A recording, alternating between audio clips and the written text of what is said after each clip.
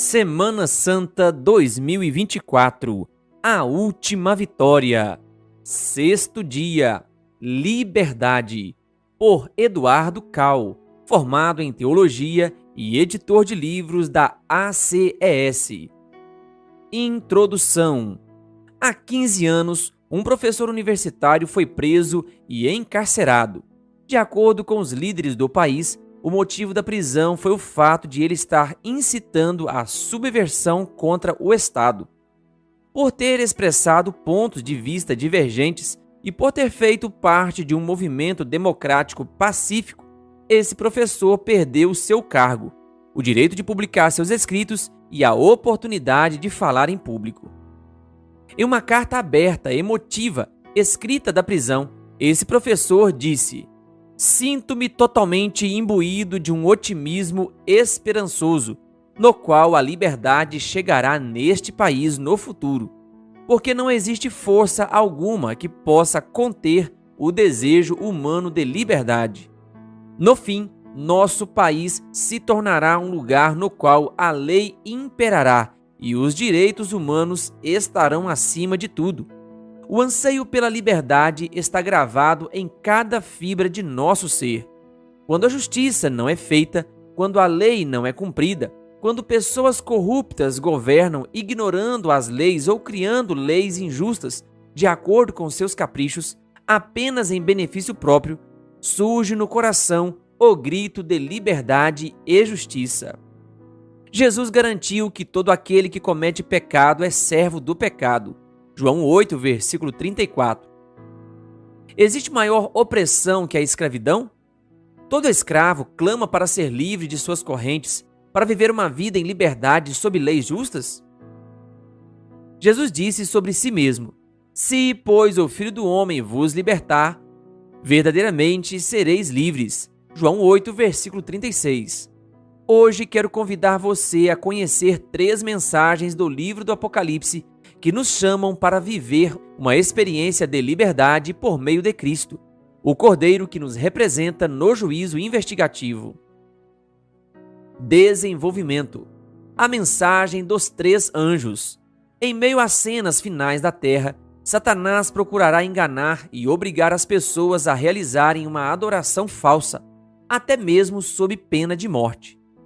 E nesse momento, que está próximo, Deus nos convida a fugir desses enganos e nos refugiar nele. O importante é seguir o Cordeiro para onde quer que ele vá. Apocalipse 14, versículo 4. O livro do Apocalipse descreve 3 anjos proclamando ao mundo mensagens especiais. O texto bíblico diz: "E vi outro anjo voando pelo meio do céu, e tinha o evangelho eterno, para o proclamar aos que habitam sobre a terra, e a toda nação, e tribo, e língua, e povo." Apocalipse 14, versículo 6. Na verdade, não aparecerão anjos visíveis para pregar o evangelho. Esses anjos simbolizam as pessoas que estão proclamando o importante aviso dessa mensagem. O fato de voarem pelo céu e proclamarem com grande voz indica a velocidade e a extensão global dessa mensagem. Disse que o anjo voa com o evangelho eterno. O evangelho é eterno porque desde o começo do pecado e do sofrimento neste mundo, Deus prometeu um Salvador que iria ao campo de batalha para desafiar o poder de Satanás e vencê-lo. A mensagem do evangelho anuncia que Cristo veio ao nosso mundo para nos mostrar o verdadeiro caráter de Deus e de sua lei. 2. A mensagem do primeiro anjo. O primeiro anjo diz com grande voz: "Temei a Deus e dai-lhe glória, pois vinda é a hora do seu juízo, e adorai aquele que fez o céu e a terra e o mar e as fontes das águas." Apocalipse 14, versículo 7. Para temer a Deus e adorá-lo, devemos obedecer à sua lei. O sábio Salomão diz: "Teme a Deus e guarda os seus mandamentos, porque este é o dever de todo homem." Eclesiastes 12, versículo 13. Não é possível adorar a Deus sem obedecer aos seus mandamentos. E o próprio João nos diz em sua primeira epístola: "Porque este é o amor de Deus, que guarde os seus mandamentos." 1 João 5, versículo 3. E como damos glória a Deus?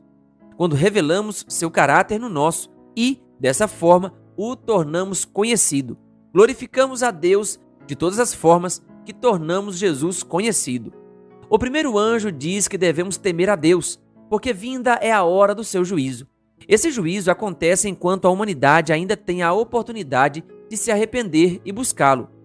É a respeito do ministério de Cristo no lugar santíssimo, também conhecido como o juízo investigativo, a obra final de Cristo na salvação da humanidade. O juízo já começou e continuará até que os casos de todas as pessoas sejam decididos, até o fim do tempo da graça dado a este mundo.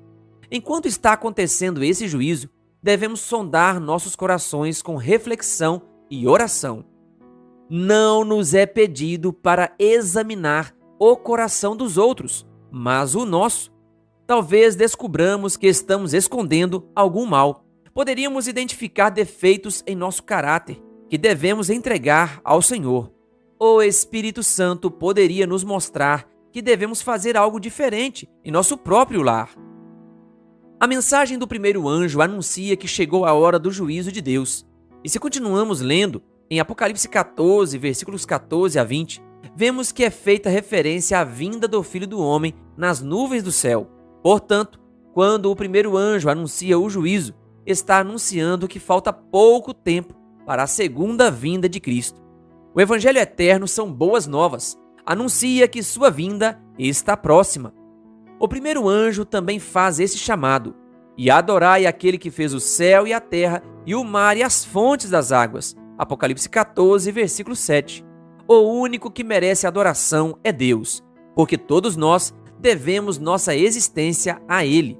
O livro do Apocalipse diz: digno és, Senhor, de receber glória e honra e poder, porque tu criaste todas as coisas. Apocalipse 4, versículo 11.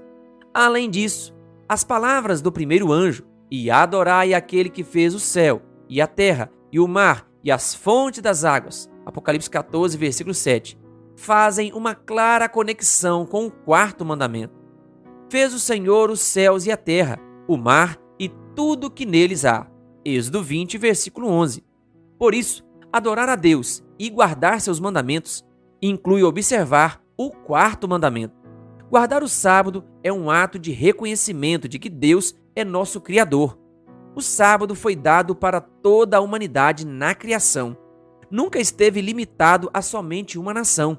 Deus diz em sua palavra: lhes dei os meus sábados, para que servissem de sinal entre mim e eles, para que soubessem que eu sou o Senhor que os santifica.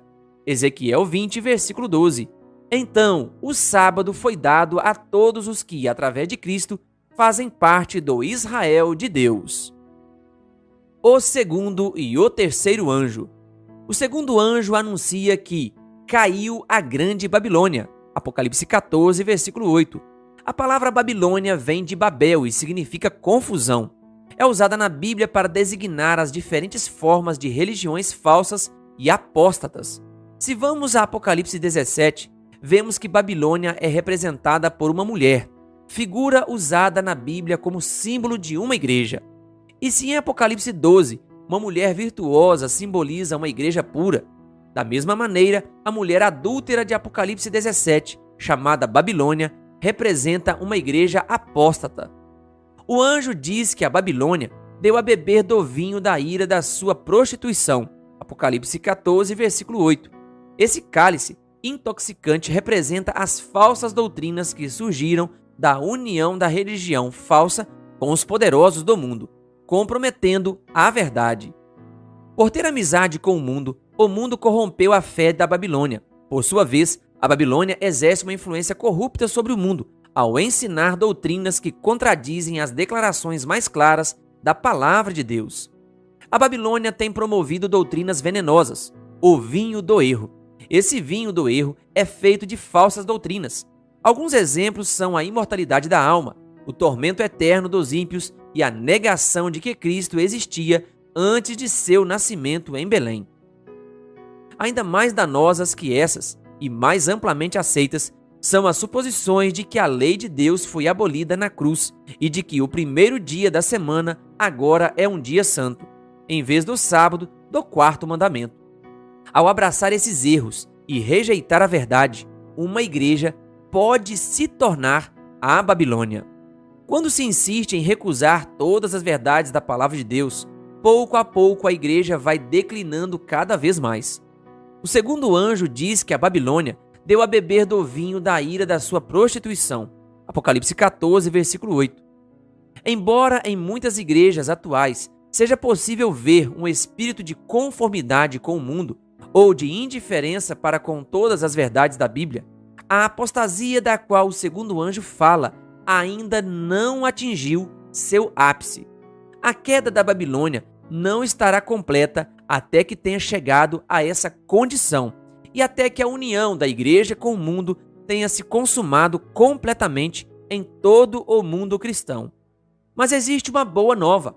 Em meio a essa corrupção generalizada, Deus terá um povo na terra que manterá a Bíblia e somente a Bíblia como regra de todas as doutrinas.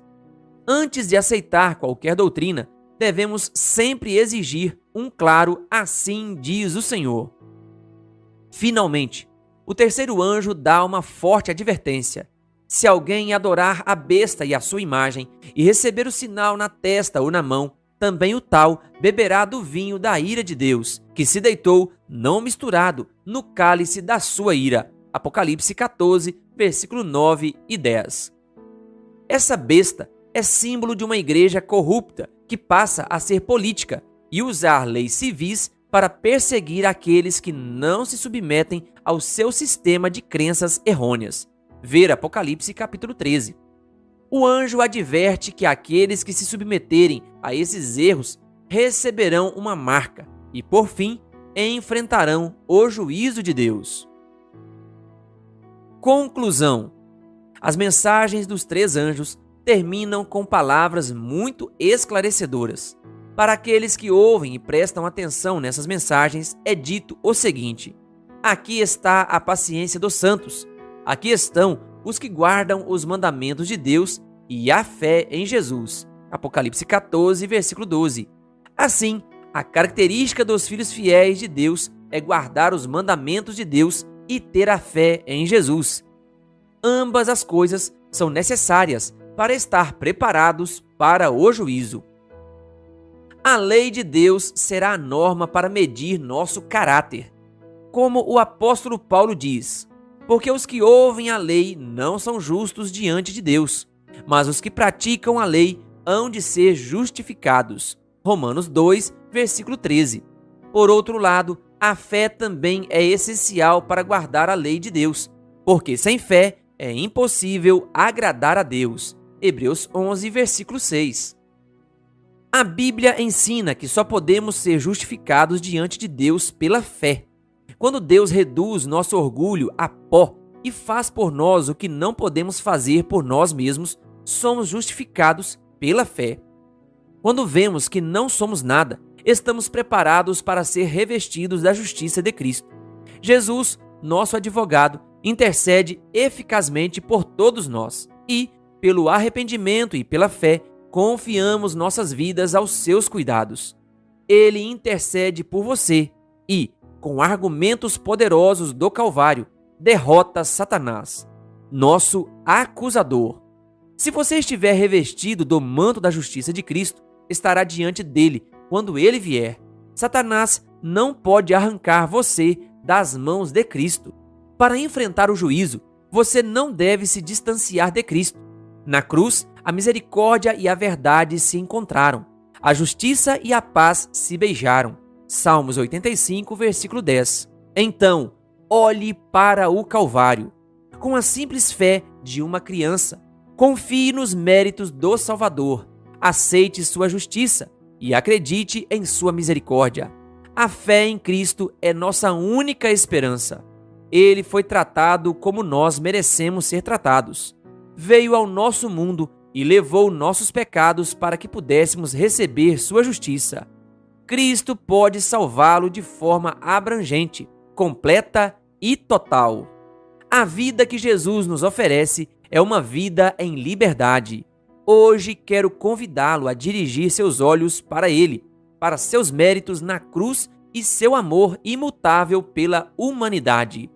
quero convidá-lo a conhecer pessoalmente e experimentar o que Jesus pode ser para você. Se você confiar no que Cristo fez em seu favor, Ele promete lhe dar paz, repouso e segurança para sempre. Isaías 32, versículo 17. Quando chegar o tempo de angústia e provas, você não temerá mal algum. Ninguém pode acusar os escolhidos de Deus. O Senhor os justifica por causa de Cristo, que deu seu sangue precioso para redimir você. Você quer aceitar a liberdade e a paz que Jesus lhe dá? Aceite hoje seu convite.